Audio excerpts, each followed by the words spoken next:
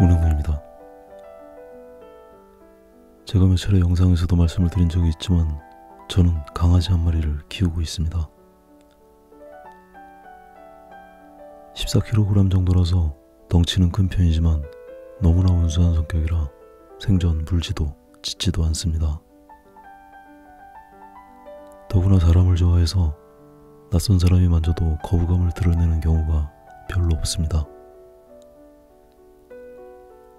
덩치에 비해 귀엽게 생긴 편이라서 그런지 아이들도 별로 무서워하지 않는 것 같습니다. 때로는 아이들이 함부로 만지는 경우도 있지만 표정은 완전 싫은 표정이라도 꾹 참고 너그럽게 등을 내어줍니다. 심지어 미처 제가 제어하지 못한 사이에 아이가 꼬리를 잡아 흔들어도 여전히 참아줍니다. 아주 어렸을 때부터 집에 워낙 손님들이 많이 와서 낯선 사람에 대한 경계가 없어졌나 봅니다. 스스로도 세상의 모든 사람들이 자신을 좋아한다고 굳게 믿고 있는 것 같습니다. 하지만 아시는 분들은 잘 아시겠지만 이 화이트 테리어는 용맹하기로 아주 유명한 사냥개 견종입니다. 사람과 개를 제외한 나머지 동물에게는 전혀 온순한 개가 아닙니다. 예전에 마당에 있는 집에 살 때는 마당에 간혹 고양이가 나타나면 너무나 흥분한 나머지 고양이를 잡으러 방충망을 뚫고 뛰쳐나가는 일이 빈번할 정도였습니다. 여름만 되면 부서진 방충망 수리비에 제 등골이 휘었었습니다. 그 시절에는 동네 고양이들에게 소문이 났었는지 산책을 나가면 20m 반경 내의 고양이들은 모두 자취를 감추고 숨어버렸습니다. 자기들 딴에는 성질 고약하고 덩치가 큰 흰색 괴물 정도로 보였었나 봅니다. 아파트로 이사를 온 이후에도 이 녀석의 위세는 여전했습니다. 제가 늘 리드줄을 단단히 조여잡고 산책을 해도 주변의 고양이는 그림자조차 찾아볼 수 없었습니다. 그런데 작년쯤부터 아주 조금씩 이상한 변화가 생기기 시작했습니다. 집 앞 주차장에 고양이들이 보이기 시작했습니다. 아파트 주변에 서식하는 길고양이들이 대부분 그렇듯이 주차해둔 자동차 밑에 고양이들이 하나둘 보입니다. 물론 고양이가 보이면 우리 강아지는 광분해서 달려듭니다. 그러면 고양이는 후다닥 도망을 갑니다.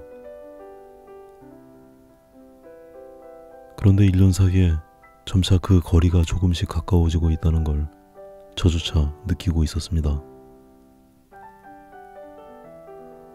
지난 몇 달 사이에 집 앞 주차장에는 살고 있는 고양이가 3마리로 늘어났고 그 고양이들은 더 이상 도망을 가지 않게 됐습니다.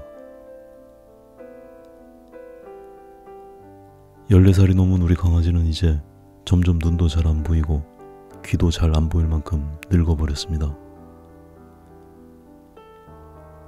그 흐릿한 눈에도 고양이를 발견하면 여전히 그 사냥 본능이 발동해서 달려들지만 고양이들은 이 녀석이 더 이상 자기들에게 위협이 될 존재가 아니라는 걸 알게 된 것 같습니다.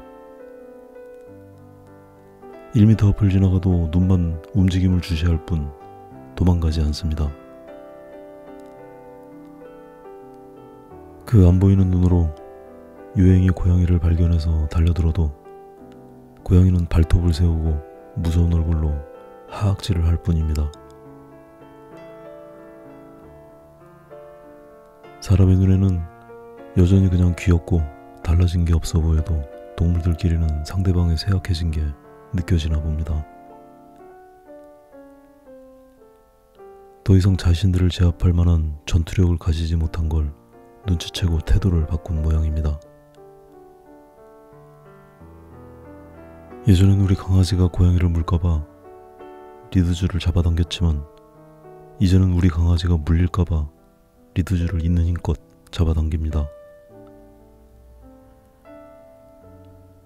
아들이 학교를 가서 친구들을 때리고 다닐까봐 걱정하던 아버지가 맞고 다질까봐 걱정하는 그런 감정이랑 비슷한 것 같습니다. 이러다가는 머지않아서 우리 강아지 산책 시간에 맞춰서 동네 고양이들이 몽둥이라도 하나씩 들고 집 앞에서 기다리는 건 아닌지 걱정이 됩니다.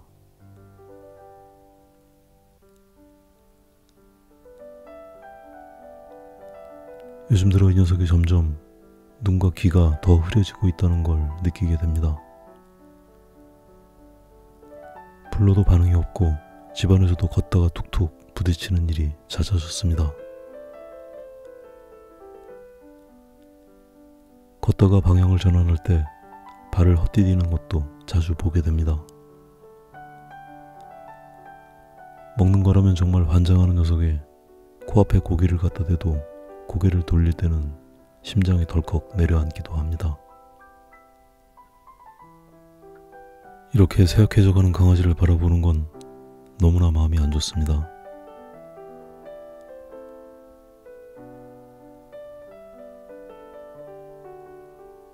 늙어가는 저희 집 강아지 이야기하느라 그림 이야기를 건너뛰었습니다.